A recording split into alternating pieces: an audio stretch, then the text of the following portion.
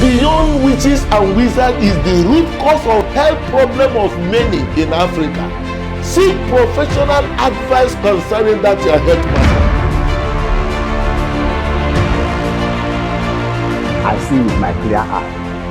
The eye that I cannot be able to use 2 years ago, I use it now to see everything. And I say, may God who make this man have this mind, and all those doctors will be here. God will bless them and give them more life.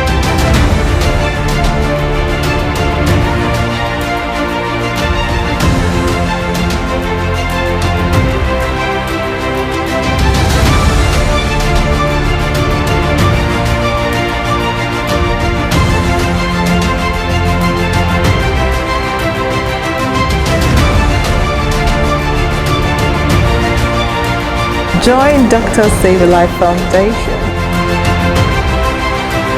You and Your Health with Dr. Richard Okoye. Now on AIT every Monday by 9:30 a.m.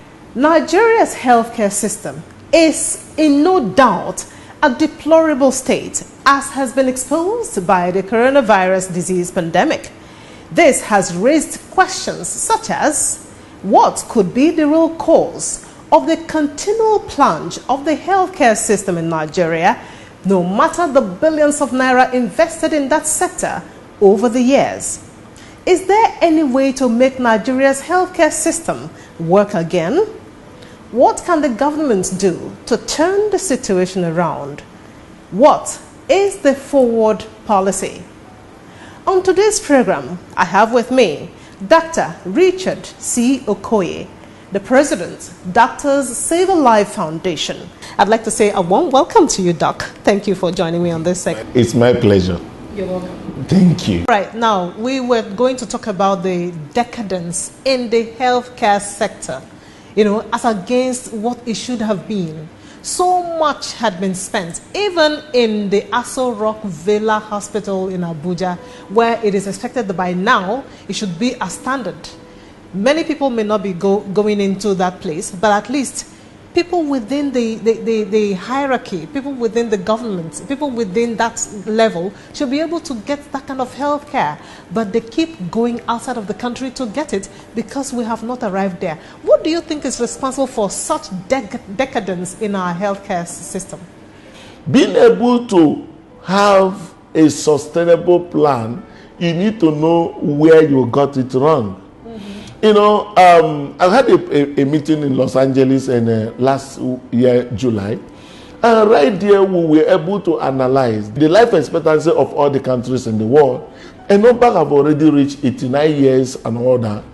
While Nigeria seated 218th position with a life expectancy of 55 years. In that particular meeting, I looked critically at the map of Africa. And I realized that despite the fact that this particular unacceptable life expectancy of Africa as it were, it didn't cut across the entire Africans. North African region, where you have to do with Morocco, Tunisia, Algeria, Egypt and all that, they happen to have life expectancy quite above 75 years. Whereas we also still in Africa could record something less than 55 years and going down. What could have been responsible? Then I discovered in that particular map of West Africa, most of the countries there are all colonized. Colonized by French, colonized by Britain, colonized by Portugal and all that. So that very colony happened to have this low, unacceptable life expectancy. Because of what? We grew up and formed our government with the mentality of a slave. A slave does not think about his health. He only thinks about his stomach. So that's why once you give a slave food, irrespective of his health condition, he goes into work.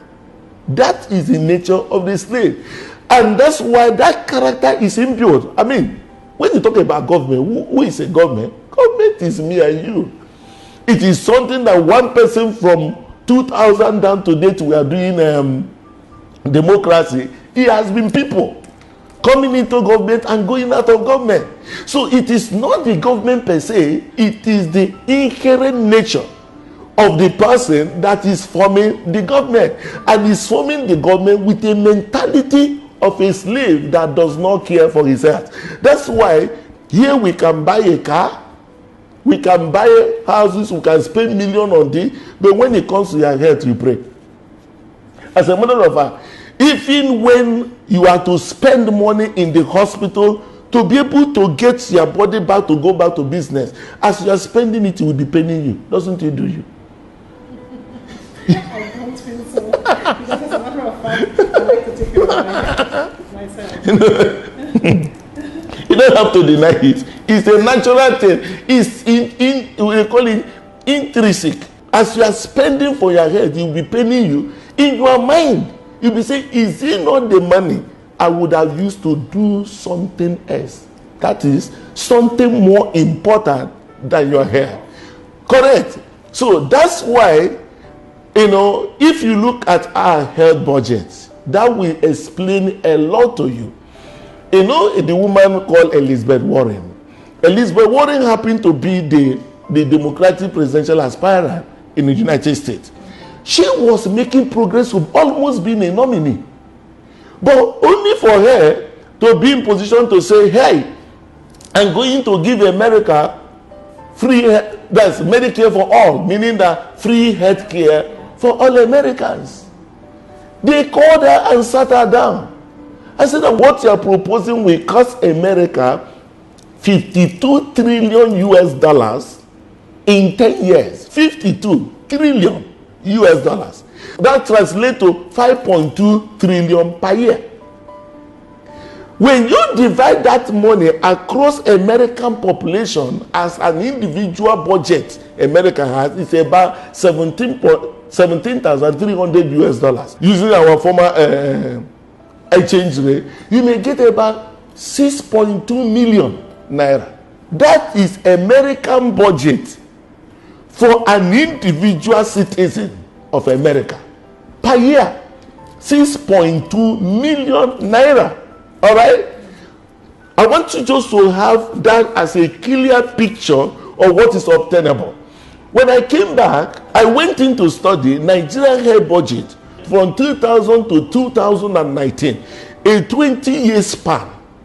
And from my study of those budgets, Nigeria has been able to do a total health budget to the Ministry of Health for 20 years, totaling 3 trillion 687 billion 392 million 111,676 naira. That is the total amount Nigeria has spent, budgeted, implementation notwithstanding, budgeted for 20 years. If you take that particular money, 20 years divided by 20 years, you will get around 184.4 billion naira. That is to say, in a year, what is actually budgeted for the entire Nigeria to be in position to survive averagely for that 20 years is 184 billion. Divide it by our population. For our population, if you divide it for our population of 200 million, you will get 922 naira per person. For 1 year, 922 naira. Remember that is not enough to be able to buy ordinary malaria. Correct. Malaria tablets is not enough. So that gives you the picture of our healthcare system. In 2001, April 2001, there was a gathering of all the African head of states in Abuja. And they proposed that every African country should give an allocation to the Ministry of Health or to the healthcare sector 15% of their total budget. All right? 15% of their total budget. As I'm talking to you right now, countries like Rwanda, Malawi, Burkina Faso, Niger, they've all surpassed 15% into their healthcare sector. But the highest we have been able to do in healthcare in Nigeria is 5.95% in 2012. In 2012, that is the much we have already been done. So when you look at that particular value, in the past 10 years, Nigerian health budget has been running on recurrent expenditure. When we talk about recurrent expenditure, we talk about the issue of paying salary, personnel, and all those other kind of overheads and all that. That has been running 78 to 95% of our health budget goes on recurrent expenditure. That's why if you look at in 2016, all the federal government-owned hospitals, talking about teaching hospitals, medical centers and all that, they were given in 2016, they were given 156 billion naira allocation. 2016, 217, 179 billion allocation. In 2018, they're giving 232 billion. Now, these allocations you're talking about, are they supposed to take care of the same staff, salaries and all that, or to set up the hospitals to standard? Interesting. As a matter of fact, most of those expenditures were all recurrent. It was flat capital expenditure, as it were. Very flat. Effort was made 2015. There was a bill that was passed, what is called a National Health Act. I don't know if you're aware of that. And that National Health Act stated that 1% of the consolidated revenue fund should go to the healthcare, but 75% of it to the healthcare development agency. National Healthcare Development Agency, which will manage 45%, and 5% should be medical emergencies. At least for this kind of a situation we are having right now, there's a fund that's supposed to have been there.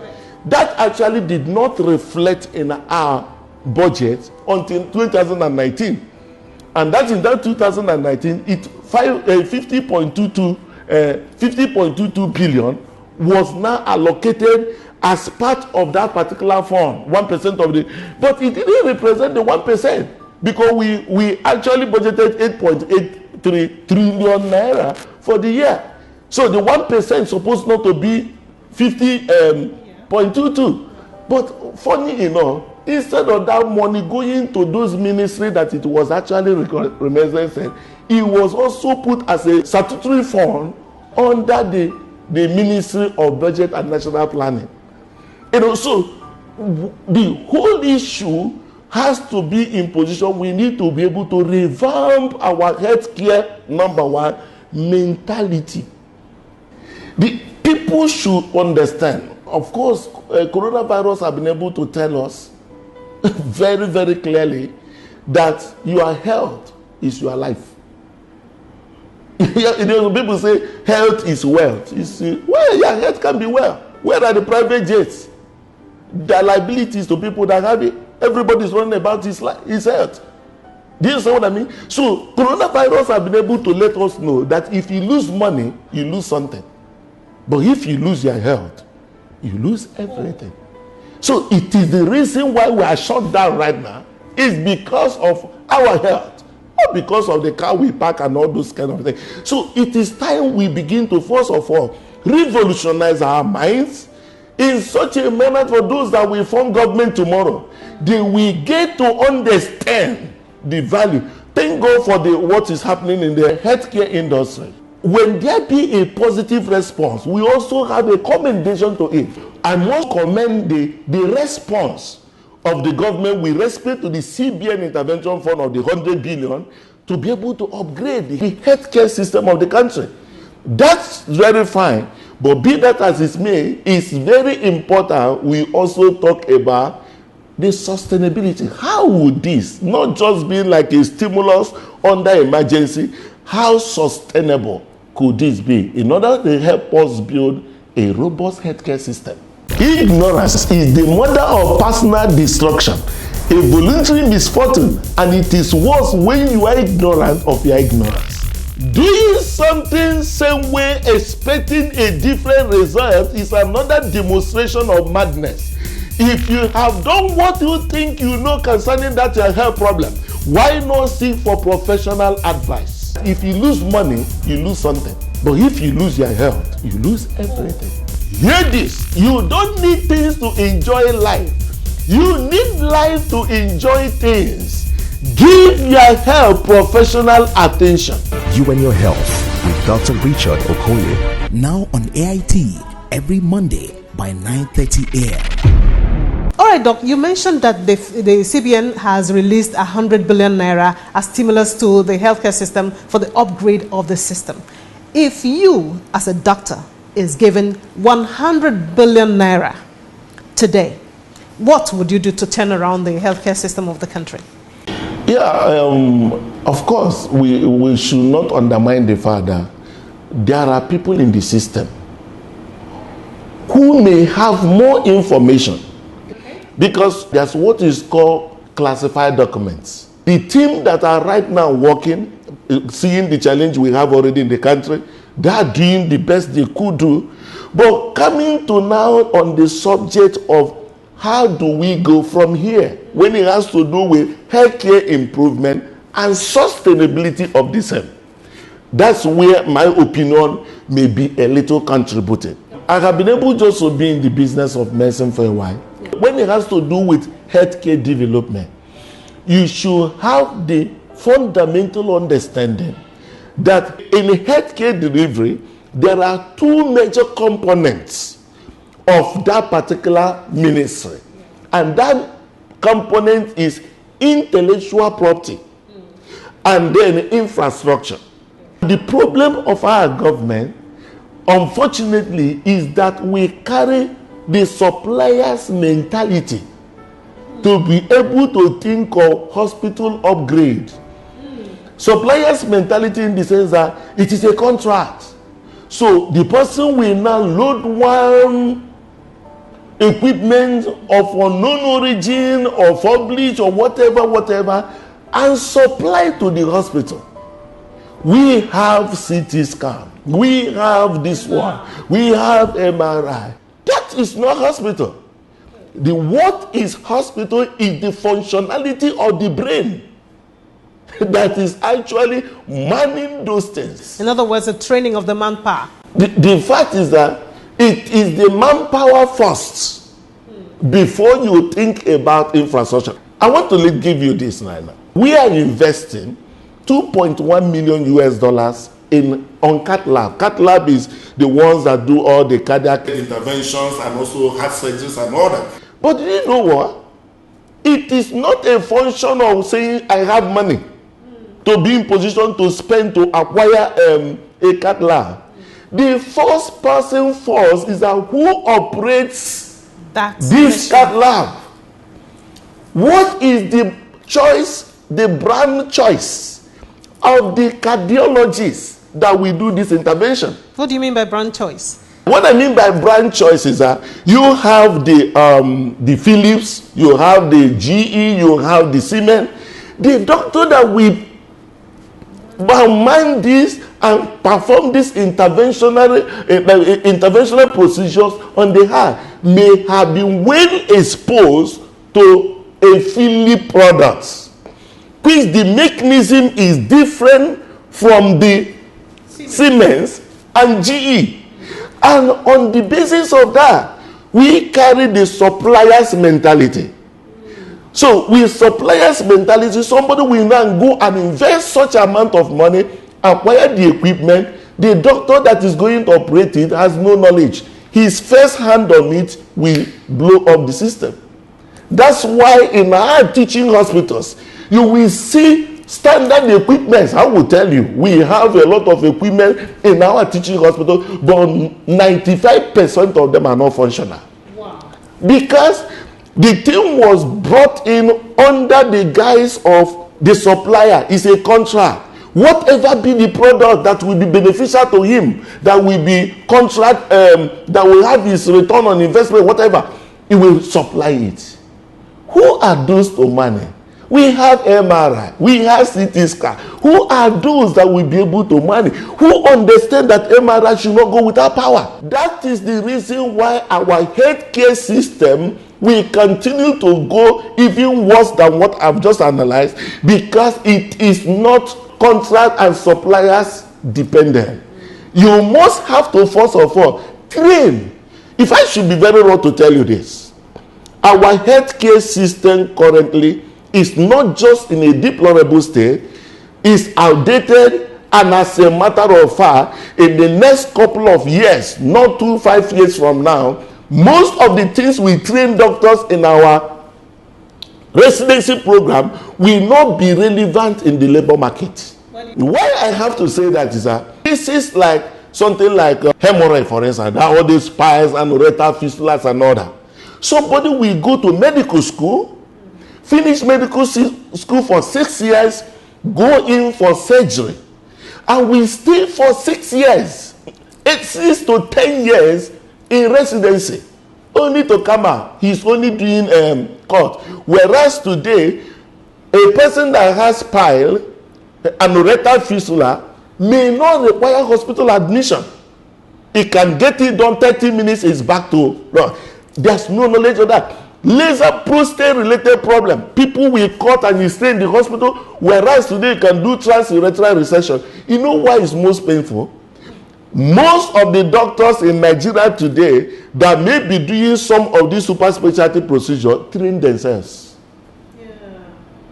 They go out to train themselves on the same procedure and come out.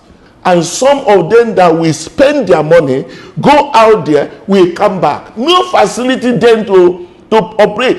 Even when the upgrade will be made, they will not be carried along.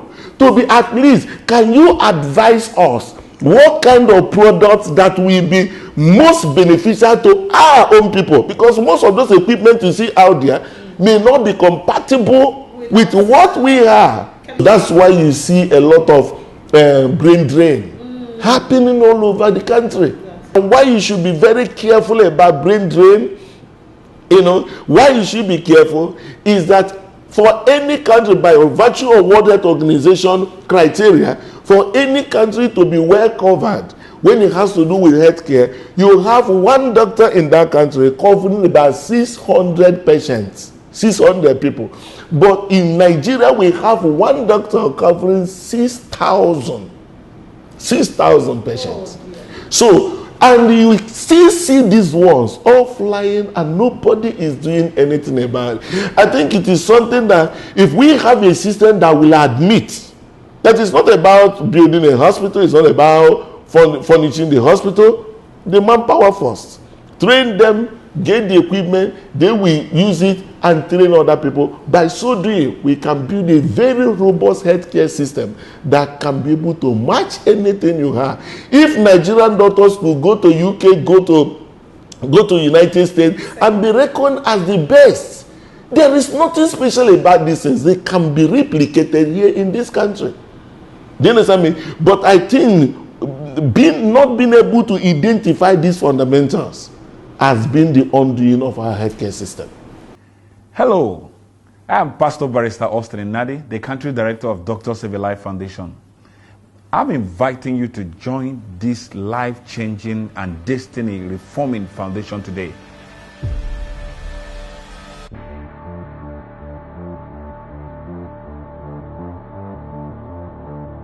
Join Dr. Save a Life Foundation. You can be part of it by calling those numbers that are running on your screen right now, or visit our website on www.drsavealife.org.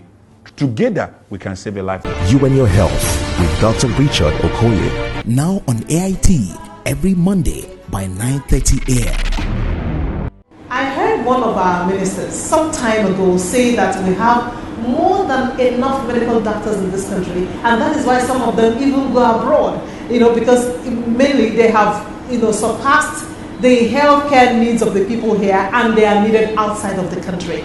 But even that being the case, our medical situation, the healthcare system in this country is nothing to be compared with those that we go out there to see. What do you have to say about this? I'm not here to catch on the opinion of an individual when it has to do with the healthcare system, because anything a person is putting across is a function of information available to him. But when you have to look at the subject of, where you get your information, if you want to know the actual number of doctors that studied in Nigeria but they are not in Nigeria today, go to their WhatsApp group page. Go to their WhatsApp group page. I take an instance of my own group. A lot of them are outside the country.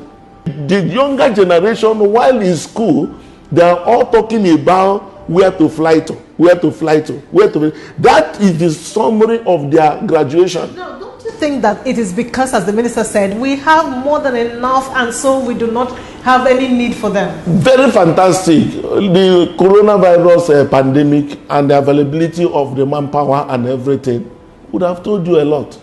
If we have more than enough, the crisis we are facing right now will obviously let you know. As a matter of fact, why we have the worst statistics when it has to do with under 5 mortality is that we don't even have pediatricians in this country. Go and look for the statistics. So it is unfortunate, but let this COVID challenge be able to open our eyes and put value where value should be put. Appreciate and be able to appreciate the need for us to have a robust healthcare system. Appreciate also the value of our doctors as being appreciated by people out there. Oh, wow. That was an expose from the president, Dr. Civil Life Foundation, Dr. Richard C. Okoye. In fact, I cannot quantify what I have got today as information that he has given us. I hope you enjoyed it as well as I did. Thank you for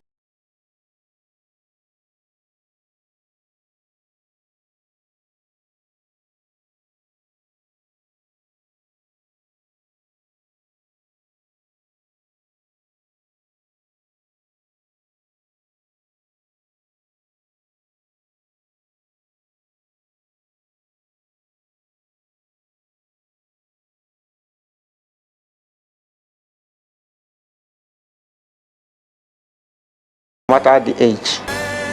Now, I feel I can live a little longer than I could have lived. You and Your Health with Dr. Richard Okoye is brought to you by Dr. Civil Life Foundation.